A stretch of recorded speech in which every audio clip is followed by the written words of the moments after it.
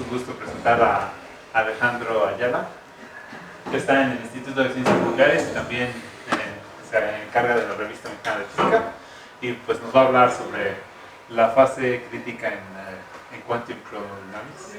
Entonces, pues creo que tú lo puedes expresar mejor. Muchísimas gracias, Atahualpa. Gracias por la invitación, gracias por estar aquí.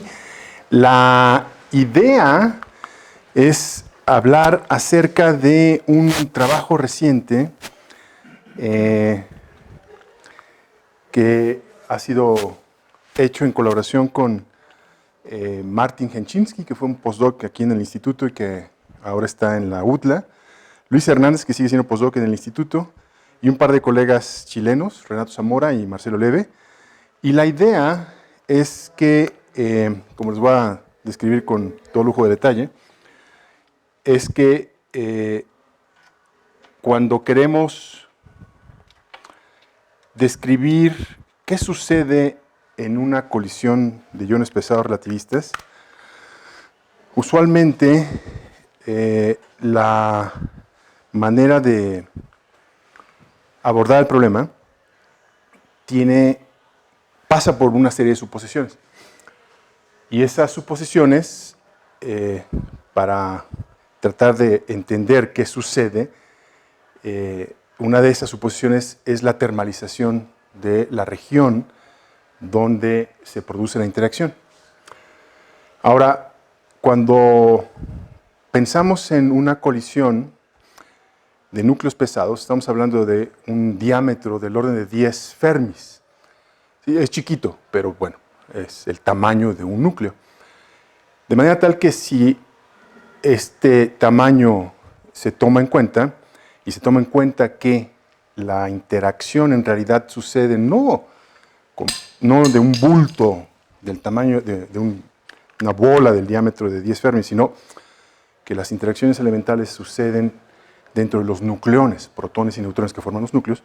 Entonces, en realidad la interacción sucede en regiones más chiquitas.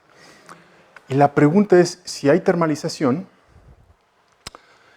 esta termalización sucede instantáneamente en toda la región, 10 veces más grande que el tamaño de las interacciones de los protones y neutrones que chocaron. Si es una termalización instantánea, sería algo bien difícil de entender, porque pues casi nada sucede instantáneamente. Se necesita un cierto tiempo de relajación para poder transmitir la información a todo el sistema. Es más coherente pensar que la termalización sucede en regiones pequeñas, del tamaño de un nucleón. Y entonces es una termalización parcial. Por supuesto, si el sistema se deja evolucionar suficiente tiempo, entonces lo que va a suceder es que eventualmente el tiempo de relajación se va a alcanzar y todo el sistema va a tener una temperatura común. Y la pregunta es, ¿da la vida de un sistema de este tamaño para que la termalización sea total? Y lo que queremos mostrar en este trabajo es que si no es el caso, entonces debemos encontrar qué temperatura o de qué temperatura estamos hablando, y esta temperatura debe ser algo así como un promedio de temperaturas de los subsistemas que forman el sistema completo. Y de esa manera, entonces lo que queremos hacer es una estadística de esas temperaturas. Dentro de cada uno de estos subsistemas, lo que vamos a suponer es que efectivamente la estadística de Boltzmann-Gibbs se está satisfaciendo, pero necesitamos promediar sobre todos estos subsistemas para poder encontrar de qué temperatura estamos hablando. Bueno, entonces vamos a pasar a materia, entrar en detalles, y esto es entonces un panorama de lo que vamos a discutir. Voy a hablarles de la física del diagrama de fase de la cromodinámica cuántica. La idea es que, si bien entendemos que la interacción fuerte es la que está siendo responsable de los fenómenos que se observen en una colisión de núcleos pesados, relativistas, no sabemos bien a bien cuáles son las propiedades de la interacción fuerte en condiciones en las que la temperatura y la densidad son altas. Y entonces es lo que quiero mencionar. ¿Qué sabemos del diagrama de fase de la cromodinámica cuántica, de la materia fuertemente interactuante. Cualquier sustancia puede ser descrita en términos de sus propiedades estadísticas en un diagrama de fase. El típico ejemplo es el agua, cuando averiguamos cómo se comporta, cuáles son las distintas fases, cuando la presión cambia o cuando la temperatura cambia. Vamos a hacer lo mismo con el caso de la materia fuertemente interactuante. Entonces, ¿qué sabemos del diagrama de fase? Y les voy a contar qué es lo que se sabe cuando la temperatura es finita, pero la densidad es nula. Y después, ¿qué pasa cuando permitimos que el potencial químico bariónico, es decir, la medida de la densidad bariónica, se incremente? Y voy a tratar de convencerles de que en realidad sabemos muy poco de este diagrama y que, por lo tanto, es un área de investigación muy interesante que va a ser incluso explorada con futuros experimentos, la siguiente generación de experimentos que se dediquen a estudiar colisiones de iones pesados relativistas. Y después entraré en la materia que les describí al principio. ¿Cómo podemos incorporar la idea de que la termalización no necesariamente es instantánea, sino que sucede en regiones pequeñas, más pequeñas que el bulto de toda la región en donde sucede la interacción? Y voy a hablar de la idea de la superestadística y cómo es que podemos promediar y encontrar un factor de Boltzmann promedio y una función de partición promedio, y voy a hacer un ejemplo explícito de cómo calcular el diagrama de fase de la cromodinámica cuántica con un modelo efectivo de la interacción fuerte que se conoce como el modelo sigma lineal. Y al final de cuentas voy a discutir los resultados. Entonces, por favor, interrúmpanme en cualquier momento para poder hacer más clara la exposición. Bien, entonces, como les anuncié, vamos a empezar con el diagrama de fase de la cromodinámica cuántica. Noten este diagrama colorido, que está muy lindo. El artista que lo diseñó tiene una gran inspiración. Y lo que nos muestra es que si preguntamos cuáles son las propiedades de la materia fuertemente interactuante en un diagrama en el que en el eje vertical tenemos la temperatura y en el eje horizontal la densidad bariónica, entonces sabemos que el mundo común y silvestre, aquí en la Tierra, vivimos en una región en la que la temperatura es baja. Por más que esté sudando, la temperatura es baja en esta región, en la Tierra. Y entonces, si la temperatura es baja, estamos cerca del eje horizontal y la materia hadrónica está hecha básicamente de núcleos, y los núcleos son partículas, protones y neutrones. No hay antipartículas, por lo tanto la densidad bariónica es positiva y por lo tanto andamos como por aquí. Aquí vivimos nosotros. Ahora, la pregunta es, ¿qué pasa si aumentamos la temperatura? Una manera de aumentar la temperatura es poner un cerillo a la materia nuclear y esperar que se caliente, pero otra manera más efectiva es hacer chocar núcleos de iones pesados, y eso lo que hace es incrementar la densidad de energía, por ejemplo, cinética, y por lo tanto, como la temperatura es una medida de tal densidad de energía, vamos a incrementar la temperatura, y puede suceder que incrementemos la temperatura de manera tal que revelemos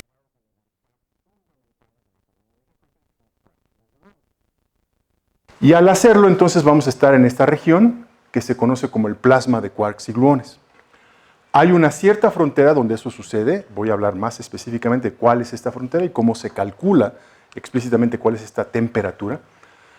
Pero aquí ya se indica que hay algunos experimentos que se han llevado a cabo que han mostrado efectivamente que esto sucede. Se incrementa la temperatura del sistema y por lo tanto se accede a esta región del plasma de quarks y gluones, y aquí los experimentos están en el Large Hadron Collider o en el Relativistic Heavy Ion Collider. Bueno, pero otra manera de transitar a través de esta línea de transición de fase sería no solo incrementar la temperatura, sino incrementar la densidad bariónica, y eso en realidad se va a empezar a hacer, ya se está haciendo en algunos experimentos, pero se va a empezar a hacer de manera más sistemática con otros experimentos que a continuación voy a mencionar. Pero en la naturaleza sucede en el interior de objetos compactos, en particular estrellas de neutrones. Entonces, estos objetos tienen una temperatura muy pequeña, pero una densidad bariónica gigantesca, y la pregunta es qué tipo de materia existe acá. En realidad nadie sabe, hay maneras indirectas de inferir cuáles podrían ser los grados de libertad en los centros de estos objetos compactos, pero no voy a entrar en detalle. El caso es que se transita a través de esta línea de transiciones de fase, a la izquierda y abajo de la cual tenemos el mundo hadrónico usual, y a la derecha y arriba lo que conocemos como el plasma de quarks y gluones. Esta otra transparencia colorida muestra con más detalle cuáles son los experimentos que se están llevando a cabo o se piensa llevar a cabo para explorar estas propiedades.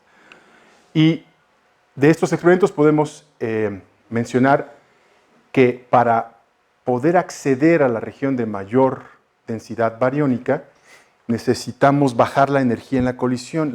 Si la energía es muy grande, resulta que los núcleos casi pasan uno a través del otro, dejan una región de materia excitada detrás de sí, con un contenido de quarks y antiquarks muy semejante, por lo tanto un número bariónico pequeño, y por lo tanto estamos cerca del eje vertical, que es lo que incluso se ilustra en esta transparencia. Los experimentos a altas energías exploran esta región. Para poder explorar la región en la que la densidad bariónica es mayor, necesitamos bajarle la energía a la colisión, porque mientras más baja es la energía de la colisión, siendo aún relativista la energía, hay un mayor poder de frenado, y entonces, como los núcleos están compuestos de bariones, la densidad bariónica será positiva, habrá pocos antibariones, y entonces estaremos explorando esta región. Y se especula que, dependiendo de la energía en la colisión, vamos a poder explorar distintos aspectos de este diagrama de fase, y los experimentos que lo van a poder explorar, uno de ellos ya lo está explorando, el mismo Rick, del cual hablaba anteriormente, tiene un programa que se conoce como el Beam Energy Scan. En otras palabras, lo que están haciendo es bajarle la energía a la colisión y por lo tanto explorar una cierta región con densidad bariónica distinta de cero. Otros experimentos que ya han corrido, por ejemplo este en el CERN, que se conoce como el Super Proton Synchrotron, también tiene datos, y experimentos en el futuro, quiero enfatizar en particular este que se va a llevar a cabo en el laboratorio GINAR en Dubna, en Rusia, que se conoce como el Nucleotron Ion Collider Facility. La A es porque hay una A en Facility. Entonces, este se está construyendo, y de hecho hay un equipo mexicano que estamos participando en este experimento, diseñando un par de detectores, y por supuesto contribuyendo a entender cuáles pueden ser las posibles señales de la presencia de lo que se conoce como el punto crítico del diagrama de fase. ¿Qué es el punto crítico? El punto crítico es un punto en el que una línea de transición de primer orden, y se especula, hay razones teóricas para pensar que para temperatura cero o densidad bariónica finita, la línea de transición de fase que va de aquí a acá es de primer orden. Les recuerdo que una línea de transición de fase de primer orden es aquella en la que la primera derivada de alguna función termodinámica diverge. Y, por ejemplo, en el caso del agua hirviendo, la transición de fase es de primer orden, y lo que vemos es que la densidad diverge. Fuera de las burbujas que se nuclean, la densidad es finita, dentro es muy pequeña. Entonces hay una transición de fase que sucede de manera discontinua. Pero a partir de cuando esta línea de transición de fase termina, y este es este punto de aquí, empieza a haber otro tipo de transiciones de fase. Este tipo de transiciones de fase, en el caso de la materia hadrónica, se conoce como un crossover. No hay una verdadera valor de temperatura o potencial químico bariónico que me diga aquí empieza la transición de fase. Es toda una región. Y al ser una región, entonces se habla de un crossover. Y la pregunta es entonces, si hay unas razones teóricas para pensar que aquí hay una línea de transición de fase de primer orden y aquí es un crossover, entonces, ¿dónde está este punto en donde terminan las líneas de transición de fase de primer orden? ¿Existe o no existe? Esa es la pregunta. Y esa es la búsqueda que va a haber en este tipo de experimentos, que eventualmente espero que nos ayuden no nada más a entender con mayor detalle cuál es la física de este tipo de sistemas, sino también que tienen un alto grado de potencial de descubrimiento. Eso se los quiero transmitir y es muy importante. La razón por la que este equipo de colaboradores mexicanos están participando en este experimento es precisamente eso, el potencial de descubrimiento de este tipo de características del diagrama de fase, es gigantesco y por lo tanto, muy a la mano, y por lo tanto nos va a permitir tener una idea mucho más acabada de cuáles son las propiedades de esta materia. Bueno, déjenme entonces quitar todos los colores del artista o de los artistas que hicieron estas transparencias. Entonces, me dedico a un diagrama mucho más simple. Este lo hice yo. No tengo muchas habilidades, como se pueden dar cuenta. No tengo tanta disponibilidad de colores. Es más, yo vivo en el mundo en el que el número de colores se va a cero. Y entonces, solamente quiero ilustrar qué es lo que queremos hacer. Cuando vamos de la materia ordinaria, materia nuclear ordinaria, a la materia hecha de plasma de quarks y gluones, lo que estamos haciendo es restaurar o romper simetrías. Por ejemplo, el mundo en el que nos movemos tiene una simetría que se conoce como quiral, que está rota. Hay masa. Los quarks dentro de los hadrones tienen masa y eso señala que la simetría quiral de la QCD está rota. Y si voy a través de una línea de transición de fase, entonces restauro esa simetría, porque básicamente al calentar el sistema o comprimirlo, le pongo energía y por lo tanto desconfino a la materia y por lo tanto la masa que los quarks tenían dentro de un hadrón se deshace porque se desconfina la materia y entonces tenemos el caso de la simetría quiral restaurada. Pero si se dan cuenta, la palabra simetría quiral restaurada y confinamiento o desconfinamiento casi van de la mano. Entonces, además de que se restaura esa simetría, resulta que también la materia ordinaria se desconfina y aparecen los grados de libertad fundamentales de la QCD, los quarks y los gluones. Algo semejante debe poder pasar por acá. De hecho, toda esta física que es especulativa tiene mucho sentido, porque a veces podría uno pensar, bueno, ¿y qué tal si tenemos materia confinada, pero todavía en la fase quiralmente simétrica? Bueno, esto parece ser que puede ser el caso en una cierta región con alto potencial químico y temperatura baja. Déjenme no entrar en ese detalle. Me voy a concentrar en esta parte del diagrama de fase.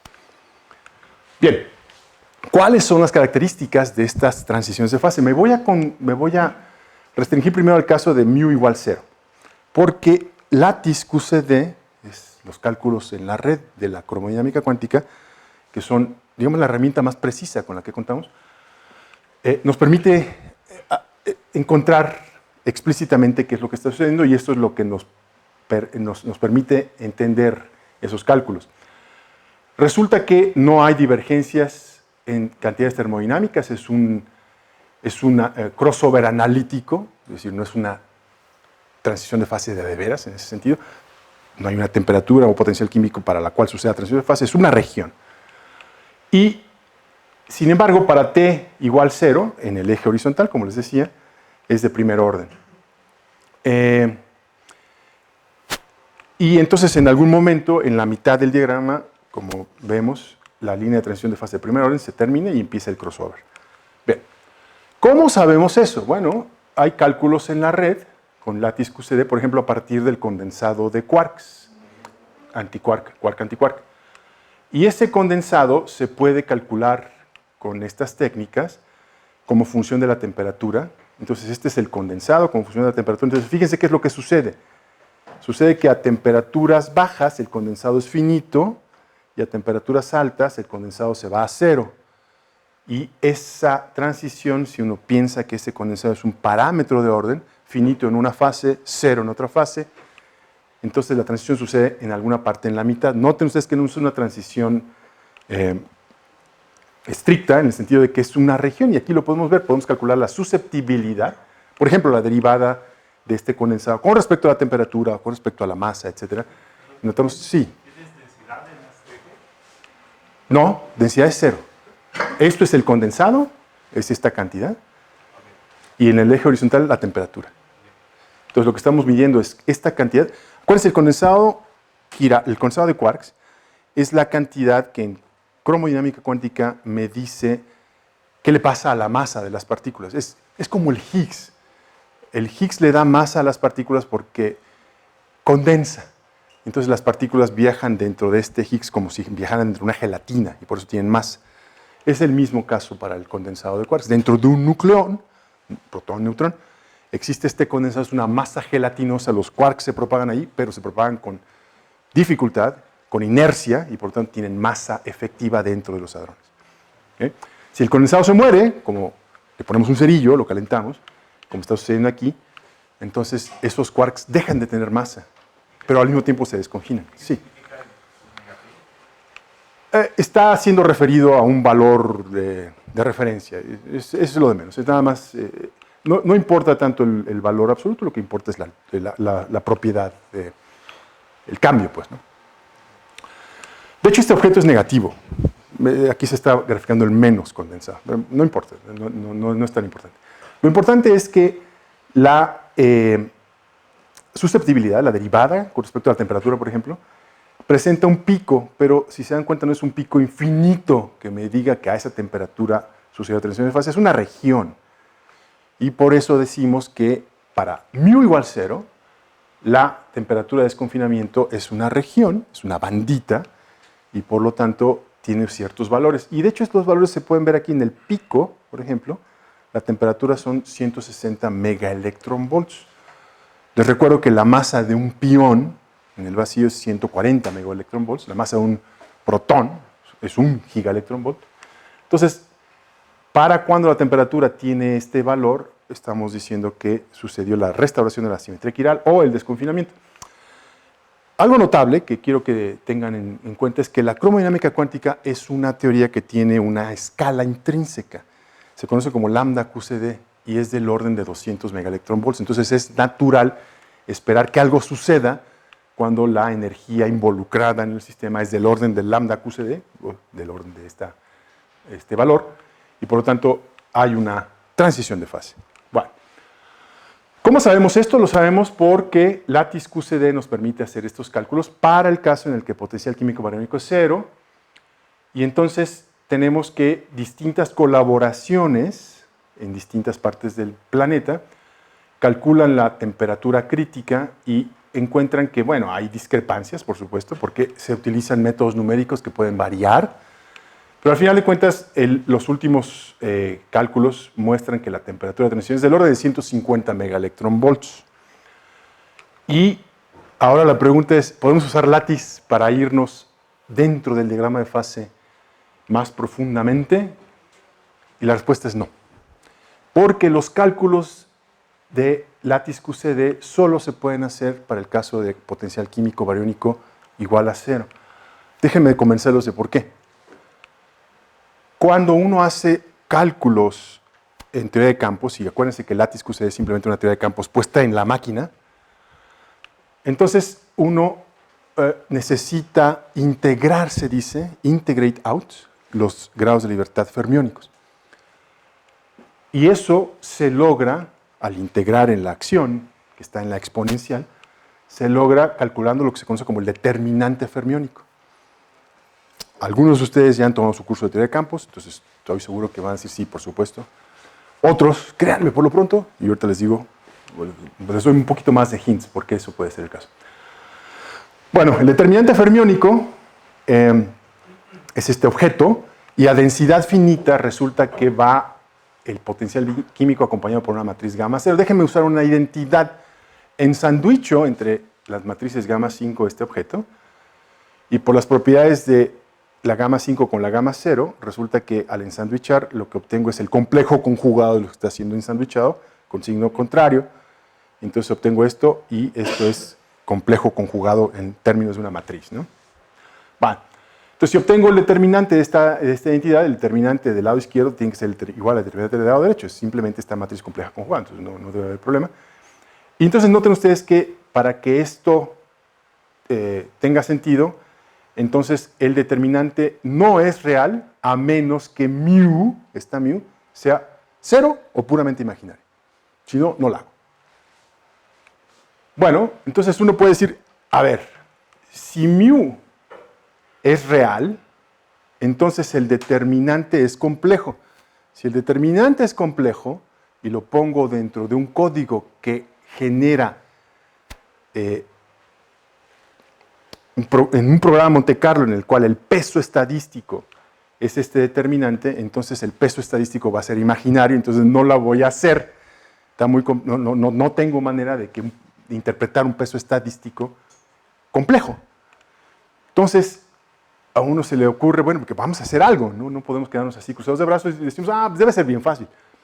Porque cualquier número complejo, pues es un número real veces una fase, ¿no? Entonces no debería haber ningún problema. Entonces, si lo que quiero calcular es, por ejemplo, el promedio de alguna observable O, en la teoría, aquí ya es la acción de Yang-Mills porque ya bajé los fermiones. Entonces, este objeto, que es lo que quiero calcular, debe poderse calcular de esta manera, ¿no?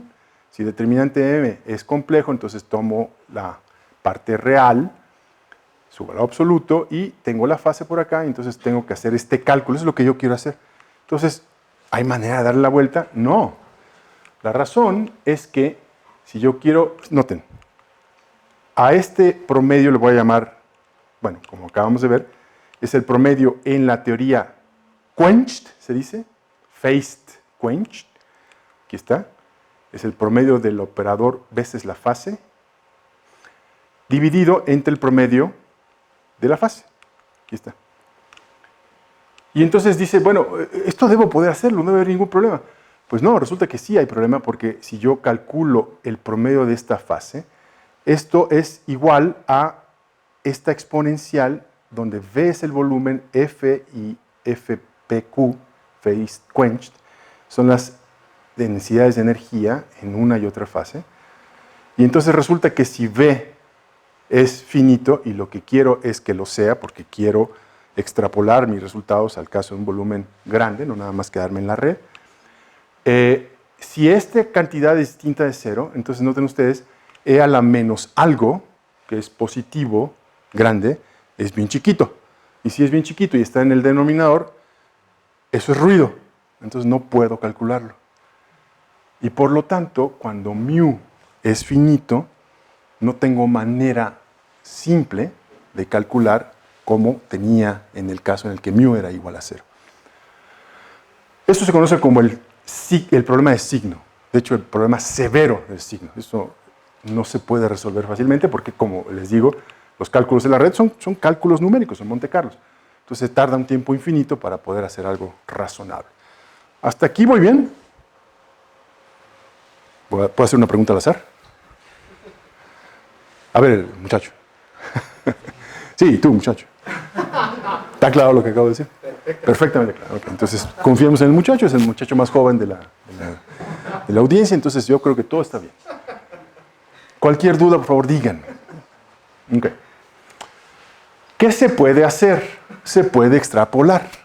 Porque uno puede hacer una expansión tipo Taylor y calcular cuál sería la temperatura crítica como función de mu, partiendo de la temperatura crítica en mu igual a 0. Entonces paso esto a la derecha, entonces lo que tengo es una expansión de Taylor para potencias de mu b, y entonces me doy cuenta que puedo llegar hasta cierto punto cuando este cociente sea pequeño, ¿no? Vamos a quedarnos con el primer término. El primer término resulta ser cuadrático porque, como vieron, la curva de transición es plana, cerca de mu igual 0. Esto es como que plano. Entonces, el primer término es cuadrático y es negativo, aquí está, y kappa, el coeficiente, es la curvatura. Entonces, la pregunta es cuánto vale la curvatura, y los cálculos en la red, que sí pueden hacer esta expansión de Taylor, digo, les toma un poquito más de tiempo, pero pueden hacer, muestran que la curvatura es chiquitita. Ahí está, es adimensional y es esto que vale aquí, más o menos, en promedio, pues, ¿no?, de los distintos cálculos. Entonces, ¿qué quiere decir eso? Quiere decir que la línea de transición empieza plana, y después, por supuesto, va a caer. Lattice no nos va a poder decir mucho en esta región, pero quizás los experimentos sí nos puedan decir algo, y esa es la razón por la que queremos hacer este tipo de experimentos. Estos son datos experimentales, nos indican cuándo se llama el congelamiento químico, es decir, cuando el número de partículas por especie está definido, y parece ser que siguen esta curva teórica de desconfinamiento. Entonces es como una manera de medir ese desconfinamiento. Y los datos están aquí, todos caen en esta región cercana a esta curva de transición teórica, que está calculada por Lattice QCD. Y la pregunta es, bueno, ¿podemos hacer algo Podemos extrapolar en el caso de potencial químico bariónico más grande y últimamente ha habido intentos en lograrlo. Se trabaja con potencial químico puramente imaginario y se extrapola a la parte de potencial químico real. Claro que esta extrapolación se hace con un cierto error, entonces se puede llegar hasta cierto punto, no se puede avanzar más allá. Y de hecho hay cálculos teóricos, por ejemplo, podemos pensar en ciertas técnicas no perturbativas que ponen el punto crítico en una cierta región. Y estos serían los cálculos de la red. Como se dan cuenta, no han llegado todavía a explorar esta región. Y de hecho, aquí tengo un compendio de las posibles ubicaciones de ese punto crítico. Noten ustedes que pues, está en todas partes. No hay consenso en dónde está. Se calculan con distintas técnicas. Está complicado, es un problema bien interesante, que nadie sabe todavía la respuesta y se va a explorar experimentalmente. Entonces, si tienen una predicción, mándenla. Porque pues si la miden y están ahí, se llevan un premiazo, ¿no? Entonces, a eso estamos trabajando, por ejemplo. Sí. Dyson-Schwinger Equations. Alguien les llama Schwinger-Dyson Equations. Estos son los británicos. Siempre llevan la contraria. Bueno, entonces ubican el punto crítico por acá. En fin, el punto es que no hay, miren nada más el rango del punto crítico, tanto en potencial químico bariónico como en temperatura. No hay un consenso y es tierra fértil y un campo de oportunidad. Lo que sí se sabe es que con las técnicas de Lattice, extrapolando para potencial químico bariónico real a partir de potencial químico bariónico imaginario, necesitamos que si el punto crítico está para temperaturas superiores a esto que es de temperatura 135 MBs, entonces el cociente del potencial químico bariónico crítico a la temperatura debe ser mayor que 2. Entonces está muy a la derecha en el diagrama de fase. Para temperaturas mayores debe estar todavía más a la derecha. Ese cociente es mayor. Y por lo tanto es difícil que Lattice nos diga nada, porque Lattice ya no es confiable para esas extrapolaciones. Ok. Esta es una introducción, pudo haber sido un poquito larga, pero el punto esencial, déjenme resumirlo nada más, es todo esto se hace suponiendo termalización completa en la región de interacción. ¿Cómo le hacemos si eso no es el caso? Si no hay termalización completa en toda la región de interacción, si más bien la termalización es local y en regiones pequeñas menores a toda la región de interacción. ¿Cómo se modifica todo esto? En particular, ¿cómo se desplaza la posición del punto crítico? Y eso es lo que voy a discutir a continuación con la idea de la superestadística. Entonces, repito, la descripción usual, que es lo que acabo de hacer, toda esta introducción larga, asume equilibrio después de un cierto tiempo y que este equilibrio está caracterizado por valores de T y mu que se toman como comunes en toda la región de interacción. Y esta temperatura inicial subsecuentemente cambia. Si el sistema es una explosión, chocan las cosas y se expande, la energía cinética se diluye y por lo tanto la temperatura disminuye, la densidad disminuye, y por lo tanto la temperatura o la densidad son funciones del tiempo. La idea es que desde que se produce el sistema hasta que el sistema hadroniza y produce las partículas que observamos, transcurre un cierto tiempo, pero que durante este tiempo la expansión es adiabática, es decir, podemos irle asignando temperaturas y potenciales químicos a cada uno de los instantes de esta evolución. Entonces, esa es una primera suposición. La segunda suposición es que si yo quiero hacer termodinámica, puedo suponer que la descripción a la Boltzmann-Gibbs es adecuada. Y si bien la expansión adiabática puede ser quizás una buena idea en el sentido de que la razón de interacción es grande, es interacción fuerte, comparada con la razón de expansión, lo que no queda muy claro es si distintas regiones deben compartir la misma temperatura. Es decir, si en efecto la termalización fue instantánea. Y si no es el caso, por ejemplo, en el caso de una colisión de iones pesados relativistas, da la impresión que es más natural asumir que la termalización empieza en regiones pequeñas Y por lo tanto, que necesitamos superponer la estadística de Boltzmann-Gibbs en cada una de estas regiones. Y este escenario se logra, bueno, hay otros escenarios. Por ejemplo, uno puede hablar de la evolución del sistema en términos de termodinámica de sistemas fuera de equilibrio. Pero déjeme pensar que el equilibrio se logra en regiones pequeñas y por lo tanto superponer estas regiones, una manera de describirlo tiene que ver con esta idea de la superestadística. ¿Qué es la superestadística? Bueno, supongamos que tenemos un factor de Boltzmann. Piensen, este es el hamiltoniano, este es el inverso de la temperatura. Si esta integral no está, si esta cantidad no está, este es el factor usual al cual le tomamos la traza y encontramos entonces la función de partición, ¿no? Pero ahora supongamos que beta es una variable aleatoria que toma distintos valores en distintas regiones dentro de la región de interacción. Y si es una variable aleatoria, entonces tiene una función de distribución, que es esta f de beta, y si integro sobre esa cantidad, entonces obtengo un factor de Boltzmann efectivo. Es esta cantidad de aquí. Esto es la esencia de lo que voy a hablar. Está fácil, ¿no? O muchacho, ¿está fácil o no está fácil? Bueno, entonces, para el muchacho no fue fácil, vamos a buscar un viejo. Ese viejo de la barba. Sí, ese de aquel que volteó. ¿Está fácil o no está fácil? Más o menos. Ok, bueno, me puedo regresar cuando ustedes gusten, Ok. Entonces, fíjense, insisto, si yo fuese a calcular la función de partición, en la teoría en la que la temperatura es la misma en todo el volumen, lo único que tengo que hacer es calcular la traza de este operador. Pero si lo que estoy haciendo es superponer distintas regiones con distintas temperaturas, entonces lo que voy a hacer es calcular la traza de este objeto. Ahí está. Esa es la función de partición nueva, la efectiva. Y eso es todo lo que tengo que hacer. Entonces, ahora vienen los detalles, pero no son complicados porque podemos tomar modelos. Entonces, podemos pensar, ¿cuál es esa F? Y hay varias opciones. Déjenme tomar una simple que permite que los cálculos se hagan analíticamente, hasta donde se puede. Entonces voy a tomar la distribución G cuadrada. ¿Qué es la distribución G cuadrada?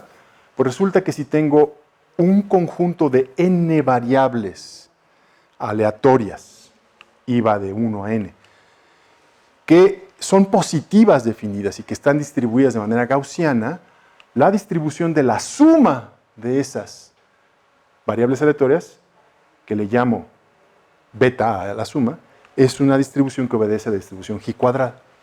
Por eso la uso, porque si estas son las temperaturas inversas, estas siempre son positivas.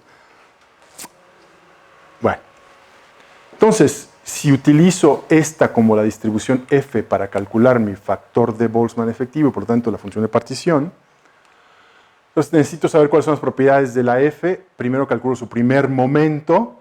Ahí está, el valor esperado de beta, y a ese le llamo beta 0. Esa va a ser mi temperatura, o inverso de temperatura, representativo. Entonces, cuando hable de la beta 0 en el diagrama de fase, voy a hablar de esta beta que está hecha de una superposición de distintas betas en distintas regiones de la colisión. La varianza está dada por este objeto y, por supuesto, esta distribución no para, sus momentos no solamente son el promedio y su varianza. Es una distribución que tiene muchos más momentos. No es una gaussiana. La gaussiana nada más tendría valor esperado y varianza. En este caso, el número de momentos es mayor. Pero con estos dos me voy a quedar, porque esos son los que voy a necesitar en mi descripción. Y entonces, la pregunta es, ¿por qué estoy utilizando esta distribución? La respuesta es, como les había dicho, que permite que los cálculos sean analíticos. En otras palabras, si yo calculo, por ejemplo, el factor de Boltzmann efectivo, como esta integral, utilizando la distribución G cuadrada, entonces obtengo este resultado analítico, ¿no? Y por eso lo hago. Hay otras que también permiten resultados analíticos y ahorita voy a decir un poquito acerca de cuál podría ser la posible diferencia entre uno y otro. Lo último que me falta decir es que n es el número de subsistemas. Y al final de la charla voy a tratar de identificar esa n con algún parámetro físico en una colisión de iones pesados relativistas. Pero la observación interesante es que si n se va a infinito, entonces si se dan cuenta, esta es la manera en la que en el límite n igual a infinito formamos una exponencial, ¿no? Cuando tomo n yendo a infinito, esto es una exponencial. Bueno. Y también puedo hacer algo más interesante. Si n es grande, entonces puedo hacer una expansión a orden 1 entre n, quedarme con el término 1 entre n cuadrada, por ejemplo. Veo que aquí tengo un polinomio y tengo el factor de Boltzmann usual, ¿no? Entonces, por eso es interesante este tipo de distribuciones. Entonces, si me quedo a primer orden en 1 entre n, este es la corrección al factor de Boltzmann. Es el factor de Boltzmann usual, ahí está el 1 veces esto, más esta derivada actuando sobre este factor. Está re bonito, ¿no? O sea, simple, podemos trabajar con él. Es el tipo de cosas con las que yo me identifico, porque yo soy una persona muy simple también. Entonces, mientras más simple sea, más me gusta. Y por lo tanto, si yo calculo la función de partición, la traza de este objeto, entonces lo que resulta es que, como esto no es un operador, la traza se va hasta la derecha, entonces tomo la traza de esto y esta es la función de partición común y silvestre que llamo Z0. ¿Eh? ¿Qué otro muchacho anda por aquí para que quede claro lo que estoy diciendo? Muchacho de los lentes. ¿Está claro? Sí. ¿Estoy totalmente claro? ¿Alguna duda? ¿Seguro? Sí. Okay. ¿El muchacho de la camisa de qué es? ¿Qué selección es esa? Bayern. Ah, es el Bayern, ok. Muchacho de la camisa del Bayern, ¿está claro? Okay. Yo los conozco, pero no estoy siendo muy mamón, pero los conozco, por eso me atrevo, no me puedo atrever a decirle. A Pancho tendría que decirle, Pancho, ¿estás bien? ¿Eh? Atahualpa seguro están teniendo todo. Pero... Bueno. Está claro, la idea está clara. Hay detalles, entiendo que hay detalles. ¿Pero está clara la idea? ¿Sí? Okay. Entonces, recapitulo la idea. En el límite en el que el número de subsistemas de mi sistema total es grande, la función de partición es este operador simple que viene de expandir la función de distribución G cuadrada con la que estoy trabajando, aplicada a la función de partición común y silvestre. La función de partición común y silvestre, o la función de partición, es el objeto fundamental en termodinámica. Y por lo tanto me interesa conocer cuál es la modificación de la función de partición con esta idea de superponer distintas temperaturas en distintas regiones. Lo que me resta es entonces decirles qué es la función de partición. Y la función de partición en teoría de campos es un objeto que se debe calcular orden por orden. No hay una manera cerrada para calcularlo. Y se parametriza en términos de lo que se conoce como el potencial efectivo. Entonces yo debo calcular el potencial efectivo a temperatura finita con potencial químico bariónico, orden por orden. Y para hacerlo necesito una teoría de campos. Y es aquí donde la puerca tuerce el rabo, como decía mi abuela. Porque QCD está muy complicada para poderse trabajar. Entonces voy a recurrir a un modelo efectivo para calcular este potencial. Y el modelo efectivo es una teoría de campos que tiene las propiedades de la cromodinámica cuántica a bajas energías. Es decir, es un modelo que tiene simetría quiral. Y aquí la simetría quiral está explícita en términos de los grados de libertad. Tenemos quarks, que son estas funciones psi, que están acopladas a mesones, que son estos pi y sigma, y estos mesones a su vez tienen energía cinética e interactúan con estos términos, esta es su energía potencial, y a su vez los quarks tienen este término de energía cinética. Noten, esta teoría es una teoría de quarks que tiene simetría quiral, en otras palabras, los quarks con masa más pequeña, U y D, es un doblete de esos quarks, moviéndose en un campo medio, y ese campo medio está provisto por los piones y por la sigma. particular por la sigma, porque lo que va a suceder es que la sigma, al igual que en el caso del potencial de Higgs, adquiere un valor de expectación en el vacío. Entonces, esto rompe la simetría quiral, en otras palabras, el estado de mínima energía no tiene las mismas simetrías que la teoría original, que la energía original, y por lo tanto da origen a que las partículas tengan masa en términos de este valor esperado en el vacío. En el caso del sigma, esta es la expresión para la masa, en el caso de los piones, esta es la expresión para la masa al cuadrado, y en el caso de los fermiones, los quarks, esta es la expresión para la masa. Entonces, todo depende del VEV, y ese VEV es mi parámetro de orden. Entonces, vámonos orden por orden en el potencial. Primero puedo calcular a orden, le llamamos árbol, clásico. Entonces, si yo calculo cuánto vale el potencial clásico, una observación más. A cuadrado aquí pareciera un término de masa, porque va con el cuadrado de sigma y el cuadrado de pi, pero noten que el signo no es el correcto. Para que fuera un término de masa, esto debería ser negativo. Entonces, si A cuadrado es positiva y con este signo positivo aquí, eso lo que me indica es el rompimiento espontáneo de la simetría, tal como en el modelo de Higgs.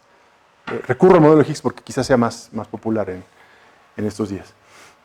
Ok, entonces con ese signo, resulta que si yo calculo el mínimo de este potencial, noten, cambia el signo, es energía cinética menos energía potencial. Entonces el potencial es así, calculo el mínimo y este es su valor clásico. Entonces tengo que tener cuidado porque no quiero mover, cuando haga correcciones cuánticas, no quiero mover la posición del mínimo, entonces agrego contratérminos, tengo que hacerlo con cuidado, no pasa nada. Esto es algo que ya se sabe desde hace tiempo. Y entonces ahora me voy a la teoría cuántica, a temperatura finita, potencial químico variable finito. Entonces calculo el potencial a un loop para bosones y para fermiones. Esta es la expresión que se conoce para este tipo de objetos. Este es el propagador de los bosones, B aquí es bosón, y lo que necesito calcular para obtener este potencial efectivo a orden un loop es calcular esta integral y esta suma, donde la suma tiene que ver con el hecho de que estoy trabajando a temperatura finita. Se conoce como el formalismo de Matsubara. Para los fermiones tengo que hacer algo muy parecido, solamente que esta es la expresión, donde este es el propagador, y si estoy trabajando a potencial químico finito, tengo que poner cuánto valen estas cantidades aquí, ¿no? Aquí está, bueno, todo está indicado. Pero no me quedo ahí, quiero ir al siguiente orden. El siguiente orden, la temperatura finita, se conoce como la contribución de diagramas de anillo. Entonces ahí está la expresión. Otra vez, necesito calcular el propagador y un objeto que se conoce como la autoenergía de los bosones. Los únicos que proveen información para este tipo de contribuciones son los bosones. Entonces necesito calcular esta autoenergía. Esa autoenergía está hecha de estos diagramas, son un montón, pero se calculan y la expresión final es esta. Estos son los polylogs de orden 2. Y esta es la dependencia de esas funciones. Okay. Y después de unos 5 meses de trabajo, intenso, arduo, constante, obtenemos esta expresión linda, que este muchacho obtuvo también en algún momento, y algunos otros más. Y noten ustedes entonces que tenemos el potencial a todos los órdenes que queremos. Queremos el orden árbol con las correcciones para estabilizar al vacío, a un loop y a orden ring. Entonces, todo está aquí plasmado. Y vamos a los resultados, ¿no? Si yo calculo en el límite en el que n, el número de subsistemas es infinito, recobro el caso, recuerden, recobro el caso usual, ¿no? El caso usual, si n se va a infinito, esto es 0 y la z es la z0. Entonces voy y en n igual a infinito, que es el punto negro, el CEP, el punto crítico del cual hemos estado hablando, está hasta acá. No pasó nada, no hay superestadística. Pero si empiezo a tener superestadística, n igual a 400, son los cuadritos azules, el punto crítico se recorrió hacia arriba, hacia la izquierda. Si n es todavía menor, entonces son los triangulitos y se sigue recorriendo hacia arriba, hacia la izquierda. Y si n es 100, se recorre todavía más hacia arriba, hacia la izquierda. Entonces, en otras palabras, si mi sistema total, la región de colisión de iones pesados, se divide en sus subsistemas, cada uno de los cuales pensamos que tiene distintas temperaturas, pero pensamos que estas temperaturas se pueden distribuir con una cierta distribución de probabilidades. Entonces, si el sistema está hecho de menos nucleones, el punto crítico se recorre. Eso quiere decir que bajo esta suposición de termalización parcial, debemos tener cuidado en interpretar qué es lo que les mostré al principio de la charla, dónde está ese punto crítico y cuáles son las suposiciones para lograr localizar. Esto se logra, por supuesto, dando valores a los... Sí, perdón, Francisco. Que variar el número de núcleos. Variar, en este caso todavía no lo relaciono con los nucleones, lo voy a hacer en este momento, pero sí tiene que ver, ahorita vas a ver, en la colisión. Hasta ahorita es número de subsistemas. Lo voy a aterrizar con el caso de una colisión de iones especiales relativistas y en efecto lo voy a relacionar a el número de nucleones. Voy para allá. Ahora, nada más déjenme enfatizar, el modelo tiene parámetros, ahí están los parámetros, pero si variamos ligeramente esos parámetros, por ejemplo las constantes de acoplamiento, resulta que la sistemática es la misma. Entonces, este resultado no depende de los parámetros que se utilizaron. ¿Qué es ese número n en el caso de una colisión de iones especiales relativistas? Bueno, resulta que las desviaciones, como les dije al principio, la f, la distribución g cuadrada, tiene momentos más allá que el segundo, es decir, no es una gaussiana. Y de manera tal que si yo quisiera calcular cuánto vale el cociente de la varianza a el promedio de la temperatura, la desviación de la gaussiana está dada por este parámetro xi, pero si fuera gaussiano, esto sería 1 entre la capacidad calorífica. Este factor lo que hace es toma en cuenta el hecho de que no hay, más bien de que la distribución no es gaussiana. Entonces yo quiero calcular este cociente, y este cociente lo calculo por supuesto, y si utilizo superestadística y recuerdo la expresión para la varianza, que era esta en términos del número de subsistemas, entonces obtengo que este cociente es así, y por tanto lo que yo estoy buscando va como 2 entre n, donde n es el número. Eso es álgebra, no es muy complicado. Entonces, la relación entre el calor específico y el número de subsistemas es este. Sí se debe de estimar, y de hecho, si se estima, existen trabajos previos que muestran que xi es el número de participantes en la colisión dividido entre el número atómico de los núcleos que chocan. Si la colisión es central, NP es igual a A y esto es igual a 1. En general eso no es cierto, las colisiones son más bien periféricas. Bueno, entonces, lo que tenemos es entonces una relación entre el número de subsistemas y el número de participantes en la colisión. Entonces, cuando yo hablo de un número de subsistemas del orden de 200, eso se traduce en un número de participantes en la colisión y por tanto tengo la relación con sistemas de colisiones de iones especiales relativistas. Entonces, déjenme hacer un resumen y concluir. ¿Qué es lo que se quiere hacer en esta área? Lo que se quiere hacer es estudiar la cromodinámica cuántica, no la cromodinámica, qué horror, Quantum Chromodynamics, está mal escrito aquí, obviamente, a temperatura y densidad finita. Eso nos va a permitir entender las propiedades de la interacción fuerte en este ambiente extremo. Y hay muchos retos. Uno de ellos es localizar dónde está este punto crítico del cual hablé. Esto se va a responder experimentalmente, entonces, y en un futuro no muy lejano. Por tanto, vale mucho la pena tratar de prepararse y decir o dar una predicción basada en la mayor cantidad de información física que uno pueda poner en su modelo. Y en particular, una de esas pedazos de información es el hecho de que probablemente la termalización no es global, sino local, y debemos tomar en cuenta el hecho de que distintas regiones en esta colisión pueden tener distintas temperaturas, y para lograr hacer eso, utilizamos la herramienta de la superestadística, y eso me permite ver que lo que llamamos la localización del punto crítico en términos de una temperatura común puede no ser la correcta y que este punto crítico se desplace. Y lo que hicimos fue hacerlo en términos de un modelo que tenga las simetrías de la QCD, el modelo sigma lineal, pero necesitamos seguir explorando este tipo de predicciones, porque en principio pues necesitamos dar valores a las constantes de acoplamiento que toman en cuenta el hecho de que estas se encuentran en un ambiente de densidad de temperatura finitas, y también el hecho de que las fluctuaciones en el la temperatura pueden también o deben incluir fluctuaciones en el potencial químico. Entonces, con esto termino y les agradezco mucho su atención.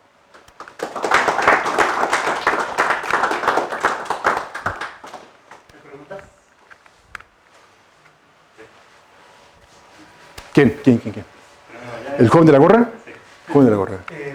¿Puedes devolverte las diapositivas donde pusiste la relación entre el calor específico y esa psi? Una antes.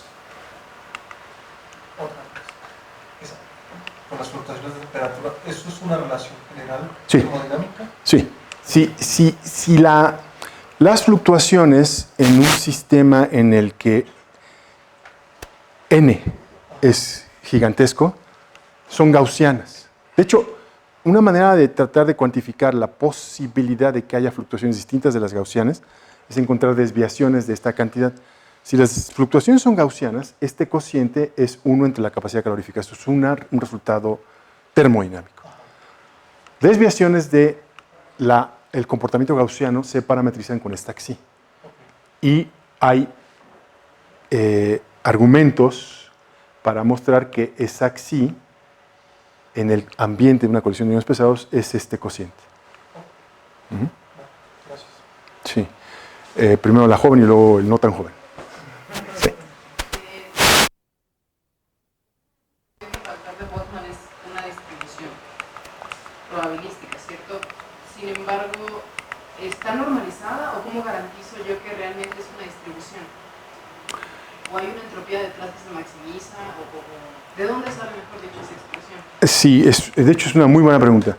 Sí, uno puede mostrar que en realidad las cantidades termodinámicas correctas, tal como en el caso que mostré, lo voy a ilustrar con esto, no quiere decir que esto es lo que estamos haciendo, pero tal como lo mostré aquí, es este cociente, es el cociente, imagínate que este es el promedio de tu observable y tienes que dividir entre la función de partición.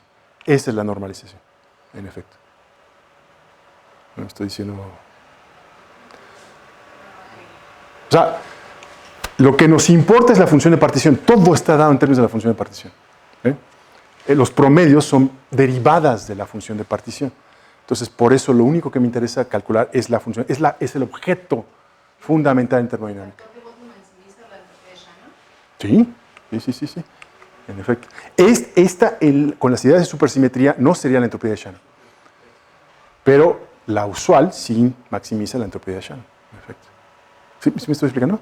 Es que en general parece que la distribución al final del sistema en conjunto es una especie de Boltzmann-Gibbs más factores de corrección. Claro. Entonces uno debería esperar en general que la entropía maximizada por esa distribución no fuera puramente la de Shannon. Claro. Ok, entonces ya te entendí tu pregunta. Esta entropía no es la de Shannon. Esta total no. Esta sí. Sí, claro. Ajá, exacto. Mi pregunta es, ¿qué entropía es la que maximiza el factor de Boltzmann? Se conoce en general como la entropía de Tsallis. Tsallis tiene un parámetro asociado que se puede relacionar con n. De hecho, es el inverso de n, y menos 1 o algo así. Pero en general así se conoce como la entropía. ¿Eso n era el número de componentes interactuantes en la colisión o de subsistemas?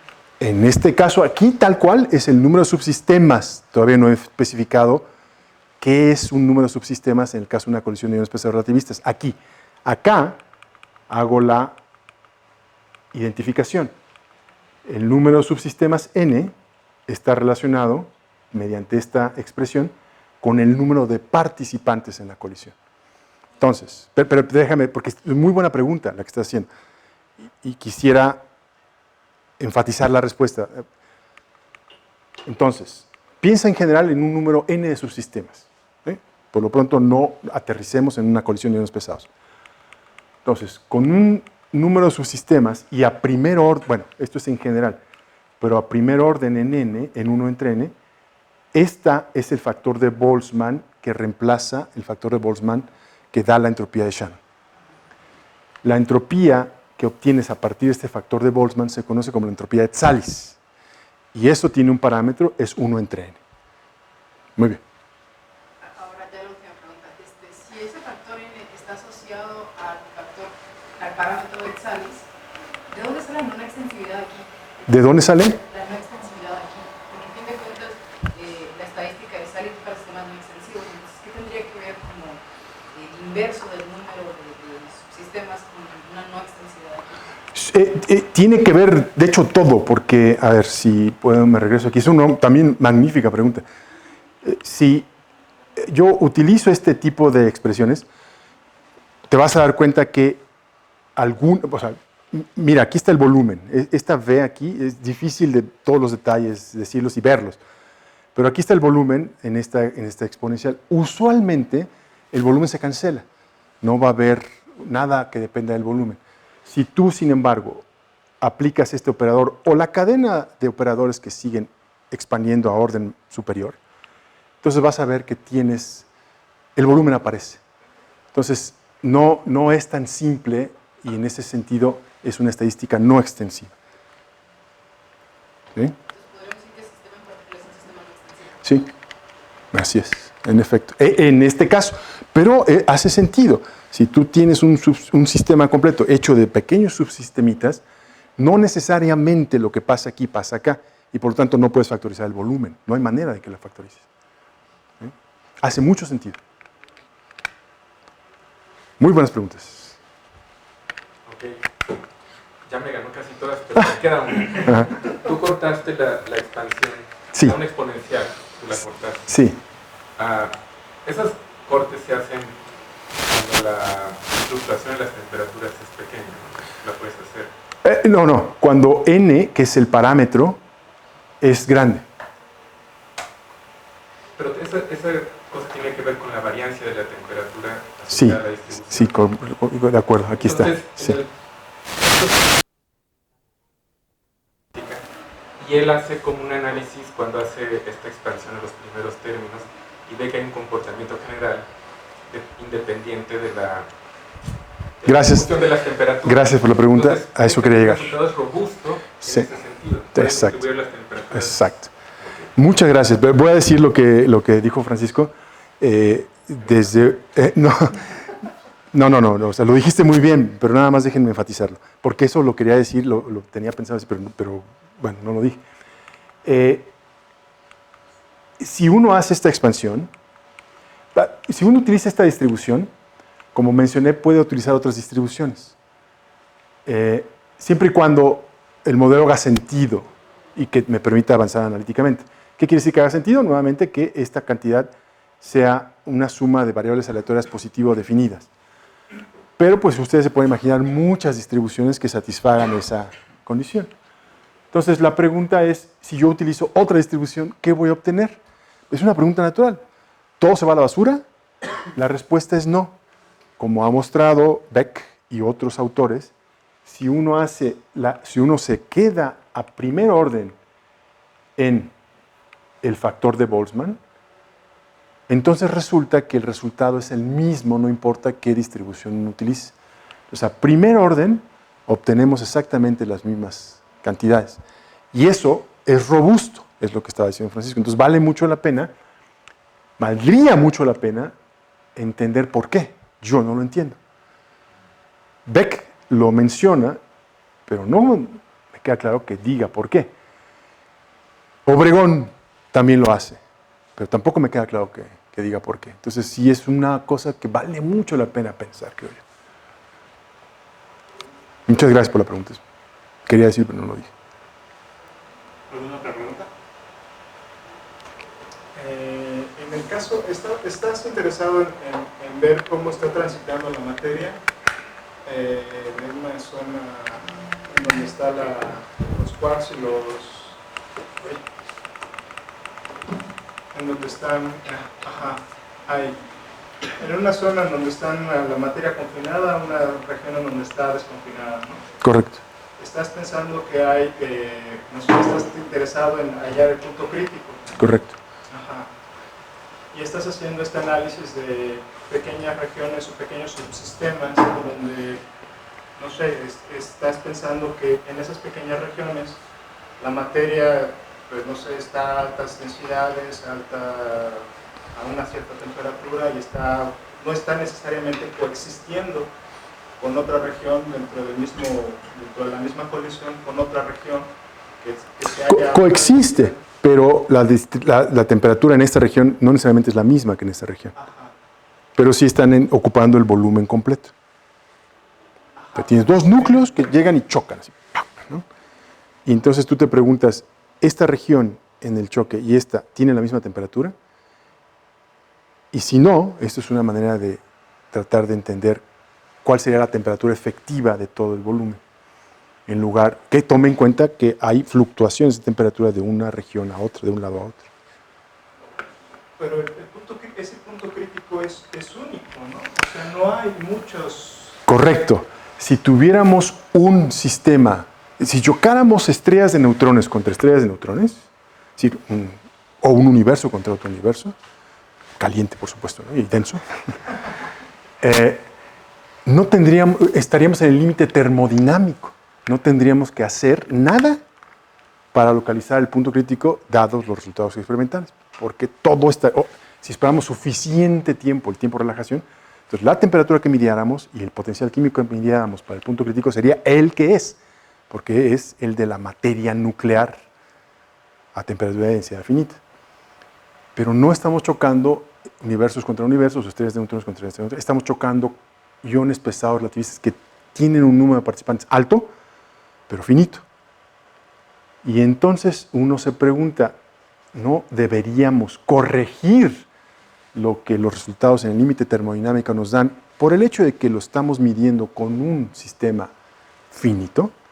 Y la respuesta puede ser encontrada en términos de la superestadística.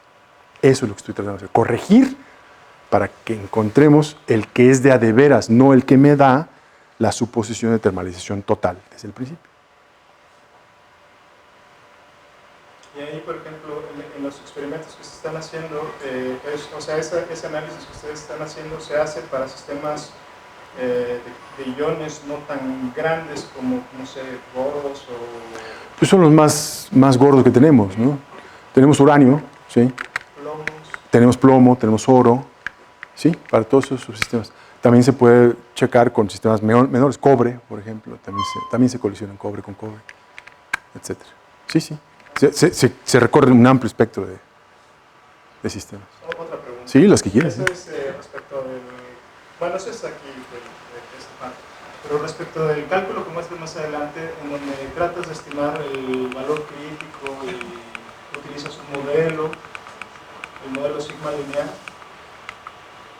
En este modelo pues lo planteas como una teoría efectiva en donde están coexistiendo bosones y fermiones, ¿no? Pues yo creo que es como una, no sé, me lo imagino como una etapa en donde están estos dos núcleos chocando y están interactuando mediante los quarks que quedan ahí ligeramente libres, intercambian iones o sigmas o algo así, y entonces ahí empieza a haber intercambio, ¿no? Después, más adelante, le metes temperatura finita, le metes densidad y haces una expansión de alta temperatura. ¿Por qué se hace la expansión de alta temperatura si se piensa que el sistema, se está haciendo una descripción de un sistema que está denso, donde la densidad es como que la escala más grande? O sea, ¿cómo te da esto, cómo es compatible esta aproximación esta aproximación de alta temperatura con el hecho de estar explorando un sistema en donde la escala más grande es el potencial químico? Bueno, en realidad no sabemos, ¿no? En realidad, si te das cuenta, yo puedo empezar con temperatura alta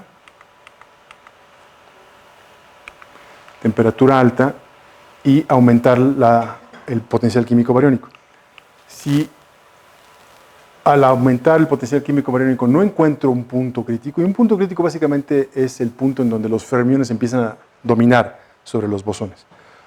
Si eso sucede para potencial químico muy alto, más alto que la temperatura, pues sí tienes toda razón, pero si empiezas a encontrar transiciones de primer orden para valores de potencial químico no tan alto comparado con la temperatura, entonces tu modelo funciona. Y este es el caso que mostré aquí. Claro que eso depende de los valores de las constantes de acoplamiento que tú utilices.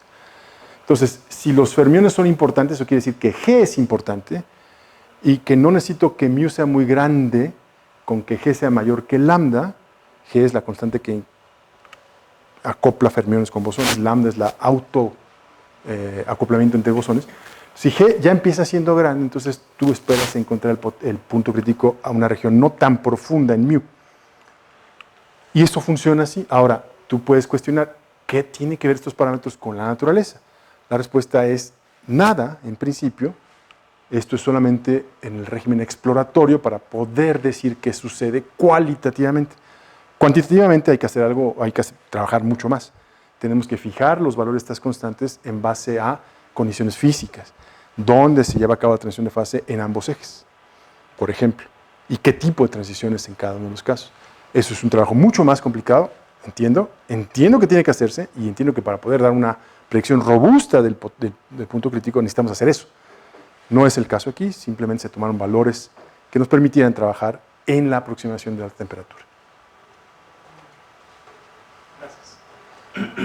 Una más. ¿Sí? Yo digo, hasta que Atahualpa aguante, ya escuché tripas ahí. La estrellita entonces es el punto crítico. Sí, sí. Ahí terminan las transiciones de segundo orden en nuestro modelo, crossover. Justo ese, el crossover entonces es... En este modelo es de segundo orden. Y el crossover no hay una fase clara. Exacto, exacto. Esto sería el crossover. En nuestro modelo es segundo orden. Okay. Y aquí empezarían desde primer orden. Si no hay más preguntas, vamos a una pregunta. Gracias, muchas gracias.